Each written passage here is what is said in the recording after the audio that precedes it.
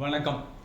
Stock ட்ரேடிங்கை full time பிஸ்னஸாக எடுத்துகிட்டு பண்ணலாமா, இல்லை ஃபுல் டைம் ஒர்க்காக எடுத்துகிட்டு பண்ணலாமா அப்படின்ற ஒரு தலைப்பை பற்றி தான் நம்ம இன்றைக்கி பேச போகிறோம். பொதுவாகவே நிறைய பேரை பார்த்துருப்போம், முக்கியமாக இளைஞர்கள் ஃபுல் டைமாக ஸ்டாக் ட்ரேட் பண்ணுறேன்னு சொல்லுவாங்க. காலையில் 9 மணிக்கு மார்க்கெட் ஆரம்பிக்கும், சாயந்தரம் 3 மணி வரைக்கும் மல்டிபிள் ட்ரேட்ஸ் பண்ணுவாங்க. பண்ணி முடிச்சுட்டு எண்ட் ஆஃப் தி டே வந்து அவங்க இவ்வளோ லாபம் பண்ணேன், இவ்வளோ நஷ்டம் பண்ணேன் அப்படின்னு சொல்கிறதெல்லாம் நம்ம கேட்டிருப்போம். ஸோ இந்த ஸ்டாக் ட்ரேடை வந்து ஃபுல் டைம், அதாவது வேலைக்கு போகல, பிஸ்னஸ் ரன் பண்ணல, அதனால நான் ஸ்டாக் ட்ரேடே ஃபுல் டைமாக பண்ணுறேன் அப்படின்னு சொல்கிற அணுகுமுறை வந்து சரியானது தானே, அது வந்து நம்மளோட வாழ்க்கைக்கு உதவ போதா, வாழ்வாதாரத்துக்கு உதவ போதா அப்படின்னு சொல்லி பார்த்தோம்னா சில விஷயத்தை அனலைஸ் பண்ணும்போது நம்மளுக்கு வர கன்க்ளூஷனை வச்சு நம்ம அதை முடிவு பண்ணலாம். பொதுவாக வாழ்க்கையை வாழறதுக்கு பணம் தேவை. அந்த பணத்தை கொண்டு வரதுக்கு, அதாவது வருமானமாக வீட்டுக்கு கொண்டு வரதுக்கு மனிதர்கள் பொதுவாக ஈடுபடும் முயற்சிகள் என்னென்ன அப்படின்னு சொல்லி பார்த்தா, ஒரு கம்பெனியில் ஒர்க் பண்ணலாம், கவர்மெண்ட்டுக்கு ஒர்க் பண்ணலாம், ஒரு டீச்சராக இருக்கலாம், ஒரு யூடியூப் சேனல் ரன் பண்ணலாம், ஒரு ரெஸ்டாரண்ட் ரன் பண்ணலாம், இப்படி ஏதோ பண்ணலாம். இந்த மாதிரியாக மனிதர்கள் வருமானத்துக்காக ஈடுபடும் ஒவ்வொரு விஷயத்துலையும் ஒரு ப்ராடக்டோ ஒரு சர்வீஸோ உருவாகும். இதுதான் ஒரு பொதுவான ஒரு சுழற்சின்னு சொல்லலாம். அந்த மாதிரியாக உருவாகும் ப்ராடக்ட் அல்லது சர்வீஸ் வந்து மனுஷனுடைய, அதாவது பொதுவாக மக்களுடைய ஏதோ ஒரு கன்சம்ஷன் நீடை வந்து அது வந்து பூர்த்தி செய்யும். உதாரணமாக நான் வந்து ஹிண்டாய்னு ஒரு கம்பெனியில் ஒர்க் பண்ணுறேன் அப்படின்னு சொல்லி வச்சுக்கலாம். அப்போ என்ன ஆகும்னு பார்த்தீங்கன்னா, இந்த கம்பெனியோட என் ப்ராடக்ட் அப்படின்றது என்ன, கார். ஸோ ஹிண்டாயில் ஒரு கார் உருவாகுது. அந்த கார் வந்து என்ன பூர்த்தி பண்ணுதுன்னு பார்த்தா மக்களுடைய டிரான்ஸ்போர்ட்டேஷன் நீட். ஸோ அந்த இடத்துல ஒரு கன்சம்ஷன் நடக்குது. நான் ஒரு பிஸ்னஸ் பண்ணுறேன், ஒரு ரெஸ்டாரண்ட் ரன் பண்ணுறேன்னு வச்சுப்போம். அந்த இடத்துல வந்து ஒரு பிரியாணி, தந்தூரி, இந்த மாதிரி உணவுப் பொருட்கள்லாம் உருவாகுது. அந்த இடத்துல என்னென்னா மக்களுடைய உணவு தேவை, அதை ஒரு நாள் நான் வெளில போய் சாப்பிட்ணும் அப்படின்னு நினைக்கும் போது இந்த மாதிரியான வெளில போய் சாப்பிட்றாங்க. ஸோ அந்த இடத்துல ஒரு கன்சம்ஷன் நடக்குது. விவசாயம் பண்ணுவாங்க, விவசாயம் பண்ணும்போது எகைன் உணவுப் பொருள் உருவாகுது, விளைச்சல் நடக்குது. அந்த விளைச்சலோட விளைவாக மக்களுடைய உணவு தேவை பூர்த்தி ஆகுது. மக்கள் வந்து நெசவு தொழில் செய்வாங்க, மக்களுக்கு தேவையான உடைகள் உருவாகுது. இந்த மாதிரி மனுஷங்க வருமானத்துக்கு ஈடுபடும் ஒவ்வொரு விஷயத்துலையும் ஒரு பொருளோ ஒரு சேவையோ உருவாகுது. அந்த சேவையானது மக்களுடைய கன்சம்ஷன், நுகர்வின் தேவையை வந்து பூர்த்தி பண்ணுது. இந்த சுழற்சி பூர்த்தி அடையும் பட்சத்தில் இது ஒரு சரியான அணுகுமுறைன்னு சொல்லலாம். இந்த ஆஸ்பெக்ட்லேருந்து நம்ம பார்த்தோம்னா, ஸ்டாக் ட்ரேடை ஒருத்தர் ஃபுல் டைம் பிஸ்னஸாக பண்ண போகிறாங்க அப்படின்னா அந்த இடத்துல ஏதாவது ஒரு ப்ராடக்டோ சர்வீஸோ உருவாகுதான்னு பார்த்தா இல்லை.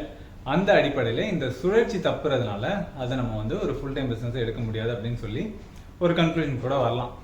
ஆனால் நிறைய பேர் என்ன சொல்லணும், இந்த சுழற்சி பூர்த்தி ஆகுது இல்லையோ, நான் பணம் பண்ணுறப்போ உனக்கு என்ன பிரச்சனை அப்படின்னு சொல்லி கேட்டால் ஓகே தான், பணம் பண்ணி சந்தோஷமாக இருந்தால் நல்லதான், விட்டுடலாம். ஆனால் அவைலபிள் டேட்டா என்ன சொல்லுதுன்னு பார்த்தா 91% ட்ரேடர்ஸ் வந்து லாஸ் பண்ணுறாங்க. அதாவது 91% of the traders are losing money in market அப்படின்றது சொல்கிறாங்க. சரி, போனால் போட்டோம், 91 போனான்னா மிச்சம் இருக்க 9% நான் ஒருத்தராக வந்துட்டேன்னா நான் லாபம் பண்ண போகிறேன்ல அப்படின்னு சொல்லி கேட்டால் அங்கேயும் ஒரு ட்விஸ்ட் வைக்கிறாங்க. என்னன்னு பார்த்தா, மிச்சம் அந்த 9% லாபம் பண்ணுறாங்கல்ல, அந்த மொத்த லாபத்தில் 50% ஆஃப் த ப்ராஃபிட் வந்து ஒரே ஒரு பர்சன்டேஜ் ஆஃப் த ட்ரேடர் எடுத்துகிட்டு போயிடுறாங்க. ஸோ பெரிய அமௌண்ட் வந்து ரொம்ப சில கைகளுக்கு போய் சேர்ந்துருது. இந்த பக்கம் எகெயின் ஒரு 50% இருக்குன்னு பார்த்தா மிச்சம் இருக்க 25% ஆஃப் த ப்ராஃபிட் வந்து 5% மக்கள் எடுத்துகிட்டு போயிடுறாங்க. ஸோ அதுவும் ஒரு சின்ன செக்டார் மக்கள் கிட்ட போயிடுது. மிச்சம் சிந்தனை சதனத்தை எடுத்து பார்த்தா ஒரு 1000, 2000, 3000 வந்து ஒருத்தர் லாபம் பண்ணால் அதிகம். 1000, 3000 லாபம் பண்ணுறவங்க இருக்காங்க தானே அப்படின்னு சொல்லி பார்த்தா இன்னொரு புள்ளி விவரம் என்ன சொல்லுதுன்னு பார்த்தா, ட்ரேட் பண்ணுறவங்க ஒரு வருஷத்துக்கு மேலே மார்க்கெட்டில் தாக்கு பிடிக்கிறது இல்லை. அதாவது ஒரு வருஷத்துக்கு கடந்து இவங்கெல்லாம் யாருமே இருக்காது. ஒரு வருஷம் வராங்க, ஏதோ ட்ரை பண்ணுறாங்க, லாபமோ நஷ்டமோ பண்ணுறாங்க, வெளியில் போயிடுறாங்க அப்படின்றதான் அது. ஸோ அந்த அடிப்படையில் பார்த்தா இது ஃபுல் டைம் பிஸ்னஸ் எடுக்க முடியாதுன்றது எகைன் ஒரு வருஷத்துக்கு மேலே யாருமே ட்ரேட் பண்ணல. அப்படியே தப்பி தவறி ட்ரேட் பண்ணால் கூட மொதல் வருஷம் 2000, 3000 லாபம் பண்ணாலும் அவங்க அடுத்த வருஷம் அது கன்சிஸ்டண்ட்டாக எடுக்கிறாங்களா இல்லையான்றதும் தெரியலை.